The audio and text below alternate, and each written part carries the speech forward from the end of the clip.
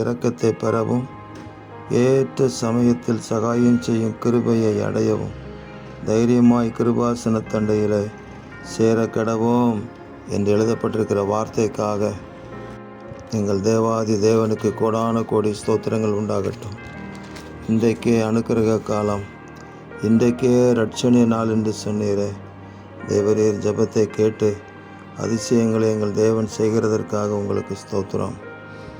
நீர் உம்முடைய பக்தனுக்கு தரிசனமாகி சகாயம் செய்யத்தக்க சக்தியை ஒரு சௌரியவான் மேல் வைத்து ஜனத்தில் தெரிந்து கொள்ளப்பட்டவனை உயர்த்தினேன் என்று சொல்லப்பட்ட வார்த்தையின்படி உம்மால் தெரிந்து கொள்ளப்பட்ட உங்கள் பிள்ளைகள் உம்முடைய ராஜ்யத்திற்கென்று விசேஷமாக உம்முடைய வருகைக்கென்று தெரிந்து கொள்ளப்பட்ட பிள்ளைகளுக்காக ஜெபிக்கிறேன். உயர்த்துவீராக.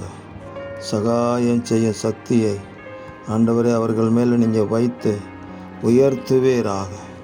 ஆமென். அதிசயங்களும் அற்புதங்களும் தொடரட்டும். இரட்சகர் இயேசுவின் நாமத்தில் ஜெபிக்கிறோம் பிதாவே. ஆமென், ஆமென், ஆமென்.